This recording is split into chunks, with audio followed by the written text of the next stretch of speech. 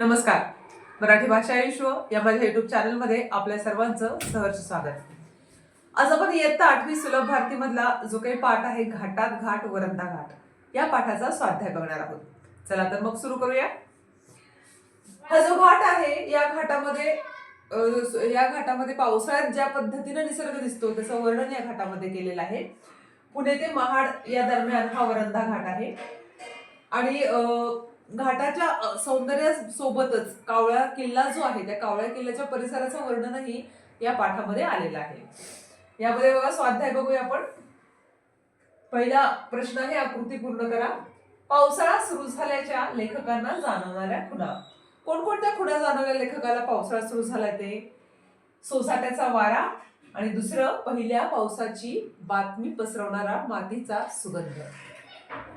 दुसरा प्रश्न आहे, दुसरी आकृती आहे लेखकांनी घेतलेली पावसाळी प्रवासाची मजा. कशा पद्धतीने लेखकांनी पावसाळी प्रवासाची मजा घेतलेली आहे?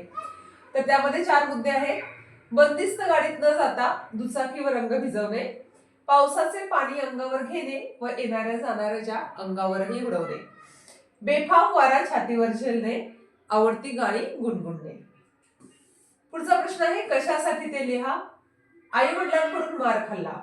लहानपणी एग एग सरी तुझे मडके भरी या गाण्याच्या तालावर पावसामध्ये चिंब चिंब भिजल्याबद्दल आई वडिलांकडून मार खाल्लेला आहे. दुसरं, पावसाची आतुरतेने वाट पाहिली. कशासाठी? आजी आजोबांकडून कागदाच्या होड्या तयार करायला शिकून त्या पावसाच्या पाण्यात सोडण्यासाठी. पुढचा आहे पुढील शब्दसमूहाचा अर्थ स्पष्ट करा. जिगरबाज भटके. ज्यांना थोडा वेळ गेल्यानंतर असं थोडंसं भिजावंसं वाटतं, पाय मोकळे करावेसे वाटतात, कुठल्याही गोष्टीची भीती न बाळगता मस्तपणे एन्जॉय करावंसं वाटतं, फिरावंसं वाटतं, कशाचीही भीती न बाळगता त्यांना म्हणायचं जिगरबाज भटके. पुढचा आहे राजेशाही खाना. राजेशाही खाना म्हणजे काय? तर पावसाळी वातावरणात वरंदा घाटात असलेल्या टपऱ्यांमध्ये मिळणाऱ्या जे काही भजी, वडे, चहा या चमचमीत मेनूला राजेशाही खाना असं म्हटलेलं आहे. पुढचा प्रश्न आहे पावसाच्या आगमनाचा लेखकाच्या मनावर होणारा परिणामांचा ओघ तक्ता तयार करा. पावसाच्या आगमनाने गतकाळातील क्षण जिवंत होतात, पुढे डोळ्यासमोर येऊ लागतात, पाण्यातून अलगदपणे वाहून जातात, मग डोळ्यातला कोणता आणि बाहेरचा कोणता हेच कळत नाही. पुढचा आहे शब्दजाळ पूर्ण करा. वरंदा घाटातील निसर्गाचे विहंगम दृश्य. काय काय दृश्य आहे? तर रोरावर बाहेर येणारे धबधबे, दरीतले हिरवे रान, ढगाळलेले डोंगर, पावसाची संततधार, मोठमोठ्या दगडांवर आसूड मारत धावत खळखळत वाहणारं पाणी. राजेशाही खानातील पदार्थांची वैशिष्ट्य. काय काय पदार्थ होते? गरमागरम कांदा भजी, आलं लसूण घालून तळलेला गरमागरम बटाटे वडा आणि वाफळलेला चहा. पुढचा आहे चौकटी पूर्ण करा. या देवीच्या सोबतीने उभारलेल्या टपऱ्या. श्री वाघझाई. दुसरं, टपऱ्यांमधून मिळणारा राजेशाही खाना. जिगरबाज भटक्यांसाठी सज्ज असलेला कावळ्या किल्ला. वाक्य पूर्ण करा. घाटात घाट वरंदा घाट बाकीचं गाठिया. येग येग सरी माझे मडके भरी. पुढचा आहे कृती आहे सोमत. वरंदा घाटातील निसर्गाचे विहंगम दृश्य तुमच्या शब्दात वर्णन करा. तुम्ही तुमच्या शब्दात लिहिलं तरी चालणार आहे, पण मी थोडंसं माझ्या शब्दात तुम्हाला दाखवलेलं आहे इथे लिहून. पावसाळ्यात वरंदा घाटातील निसर्ग सौंदर्य मनोहारी असते. पाण्यावर हिरवी जर्द झाडी झुकलेली असते, त्यातून धबधबे खळाळत बाहेर वाहत असतात. दरीमध्ये जिकडे तिकडे हिरवळ फुललेली असते. हे दृश्य अतिशय सुंदर असतं, डोळ्यांना खूप सुखावतं. त्यातच अशा पावसाळी वातावरणात टपऱ्यांमध्ये भजी, वडे, चहा असा राजेशाही खाना चमचमीत मेनू प्रवाशांना खायला मिळत असतो. पुढचा प्रश्न आहे उत्तरा क्रमांक 2 मध्ये कृती 1. डोंगराच्या सोंडेच्या शेवटी असलेले अवशेष. एक जोते आणि दुसरे ढासळून गेलेला बुरुज. परतीच्या प्रवासातल्या लेखकांना आठवतात. डोळ्यात साठवलेले पावसाचे 4 क्षण, अरुंद पायवाटेवरून अनुभवलेला थरार, कारवीच्या झाडाचे काडकन मोडणे, तो आवाज ऐकून काळजात लख्ख होणे व लगेच सावरणे. कारणे लिहा.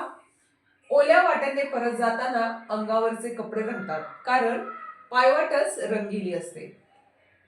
कोकणातील निसर्ग पाहण्यासाठी काही वेळ शांत उभे राहावे, कारण निसर्गगीत अनुभवायला मिळतं. पुढचं आहे ओघ तक्ता तयार करा.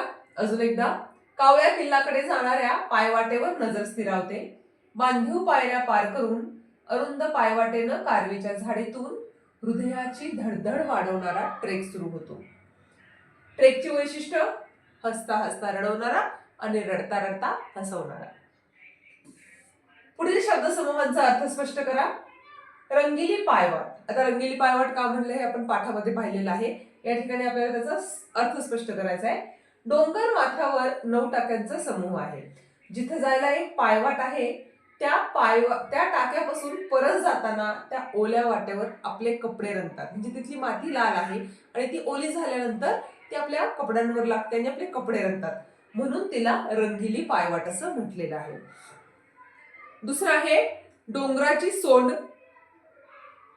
कावळ्या किल्ल्याकडे जाणाऱ्या ट्रेकवर वरंदा घाटाच्या उत्तरेला पसरलेल्या डोंगराचे जे सुळके आहेत ते सोंडेसारखे दिसतात, म्हणून त्याला डोंगराची सोंड असं म्हटलं आहे. पुढचं आहे चौकटी पूर्ण करा. वाघजाई मंदिराच्या वरच्या भागात डोंगर माथ्याजवळ असलेला 9 टाक्यांचा समूह. वरंदा घाटाच्या कोकणात उतरून जाणाऱ्या रस्त्यावरून पाय सटकला तर इथं जायला होतं. कुठं जायला होतं? पाय जर सटकला तर डायरेक्ट समर्थांच्या शिवतरघळीत. काडकर मोडणारं झाड, कारवीचं झाड. अजून एक सोमत आलेलं आहे. कावळ्या किल्ल्याचं वर्णन आपल्याला लिहायचंय. मग अशी आपण कशाचं वर्णन लिहिलं होतं? वरंदा घाटातल्या निसर्ग सौंदर्याचं. आता कारवीच्या झाडाचं, कावळ्या किल्ल्याचं. जे जिगरबाज भटके आहेत त्यांच्यासाठी कावळ्या किल्ला सदैव तयार आहे, असं लेखकांनी म्हटलेलं आहे. वरंदा घाटातला कावळ्या किल्ला फार मोठा आहे. श्री वाघजाई मंदिराच्या वरच्या भागात डोंगर माथ्यावर जो 9 टाक्यांचा समूह आहे तो पूर्वी कावळ्या किल्ल्याचाच एक भाग होता. इथून खाली उतरलं की डांबरी रस्ता लागतो. त्याच्या उजव्या हाताच्या वळणावर कावळ्या किल्ल्याला जाणारी सुंदर छोटी पायवाट आहे. वरती डोंगराच्या सोंडेवर पोहोचता येतं. डोंगर घाटे कड्यावरून जाणारी ती अरुंद पायवाट एका सपाटीवर उतरते. तेथून शेवटची चढण चढले की त्यावरून वरंदा घाटाचं सुरेख असं दर्शन होतं. या ठिकाणी हा थोडासा स्वाध्याय आहे व्याकरणाचा. आता यापुढे की पुढील वाक्याचे प्रकार ओळखा. या ठिकाणी आपल्याला अगोदर दिलेलं आहे थोडंसं वाक्य म्हणजे काय, वाक्यांचे प्रकार. वाक्याचे प्रकार आपल्याला माहिती आहे 3 प्रकार असतात: मिश्र वाक्य, केवल वाक्य, मिश्र वाक्य आणि संयुक्त वाक्य. आता हे आपण व्याकरणाच्या भागामध्ये बघणारच आहोत, पण या ठिकाणी आल्या म्हणून मी तुम्हाला सांगते की ज्या वाक्यात एकच विधान असतं, म्हणजे एकच उद्देश आणि एकच विधेय असतं, त्या वाक्यांना केवल वाक्य असं म्हणतात. उदाहरणार्थ, मी चांगला अभ्यास केल्यामुळे पास झालो. हे केवल वाक्य, एकच विधान आणि एकच उद्देश. मिश्र वाक्य आहे जेव्हा 2 वाक्य एकमेकावर अवलंबून असतात आणि ती जर, तर, जेव्हा, तेव्हा या उभयन्वयी अव्ययाने जोडलेली असतात, तेव्हा त्याला काय म्हणायचं? मिश्र वाक्य असं म्हणायचं. उदाहरणार्थ बघा, जर मी अभ्यास केला तर मी पास होईल. आणि तिसरा प्रकार आहे संयुक्त वाक्य. यामध्ये 2 प्रधान वाक्य एकमेकांना आणि, व, पण, परंतु, किंवा, अथवा या उभयान्वयी अव्ययानं जोडलेले असतात. मी चांगला अभ्यास केला आणि पास झालो. आता वाक्य रूपांतर सुद्धा यामध्ये येतं की पाऊस पडला, अंगण ओले झाले. या ठिकाणी वाक्य दिलेलं आहे आणि ते 3ही प्रकारामध्ये आपल्याला इथे सांगितलंय. पाऊस पडल्यामुळे अंगण ओले झाले, हे काय झालं? केवल वाक्य. जेव्हा पाऊस पडला तेव्हा अंगण ओले झाले, मिश्र वाक्य. पाऊस पडला आणि अंगण ओले झाले, संयुक्त वाक्य. आता हे जे काही वाक्याचे प्रकार आहेत यावरून आपल्याला या ठिकाणी वाक्याचे प्रकार ओळखायचे. मी रोज सकाळी लवकर उठते, केवल वाक्य. जेव्हा मनात येईल तेव्हा मी गावी जाईल, मिश्र वाक्य. मी सकाळी अभ्यास करतो आणि संध्याकाळी खेळतो. पुढे आहे विशेषण आणि विशेष्ये. विहंगम दृश्य, गरमागरम कांदा भजी, घोंगावणारा वारा, काळाशार पाषाण, अरुंद पायवाट. आवडती गाणी, पावसाळी वातावरण, थेट, प्रत्यय आणि बेफाम वारा. अशा पद्धतीनं हे जोड्या इथे ऑलरेडी आपण लावून दिलेल्या आहेत. पुढील वाक्यातील शब्दयोगी अव्यय ओळखा. पुण्याहून महाडकडे जाणाऱ्या रस्त्यावर हिरवी झाडी आहे. आता या वाक्यात कोणती शब्दयोगी अव्यय आलेली आहेत? महाडकडे, रस्त्यावर, कडे आणि वर. चमचमीत मेनू मजबूत चापायला वरंधा घाटातल्या टपऱ्यांसारखी दुसरी जागा नाही. टपऱ्यांसारखी, सारखी हे काय आहे? शब्दयोगी अव्यय आहे. शब्दयोगी अव्यय म्हणजे लक्षात आहे ना, शब्दांना जे जोडून येतात त्यांना म्हणायचं शब्दयोगी अव्यय. जिगरबाज भटक्यांसाठी कावळ्या किल्ला सज्ज आहे. साठी. शब्द संपत्ती. पुढील शब्दांच्या अक्षरापासून 4 अर्थपूर्ण शब्द लिहा. गरमागरम, गर, गरम, माग, मगर. कांदा भजी, कांदा, भजी, जीव, दाजी. विरुद्धार्थी शब्द लिहा. सुके, ओले, आवडती, नावडती, गरम, थंड, माथा, पायथा. उतरण, चढण, रडवणारा, हसवणारा. समानार्थी शब्द लिहा. रस्ता, वाट, झरा, निर्झर, शरीर, देह, पाणी, जल. लिंग बदला. वडील, आई, आजी, आजोबा.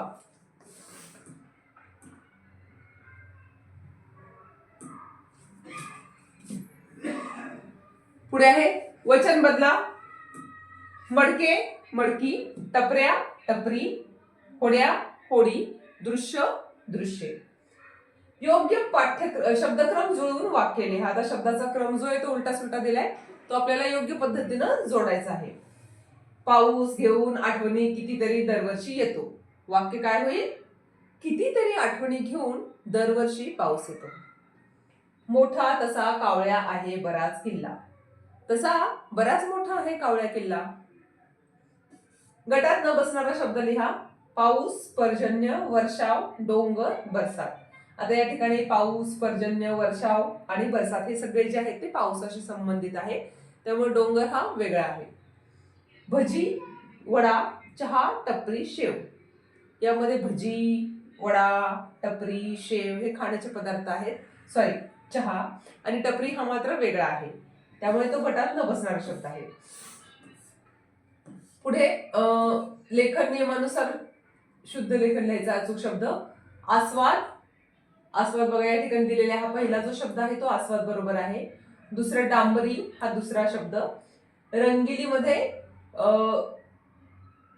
र ला अनुस्वार रवरती, ग ला पहिली वेलांटी आणि ल ला दुसरी, म्हणजे हा शेवटचा शब्द जो आहे रंगिली. लसूण 3 नंबरचा शब्द.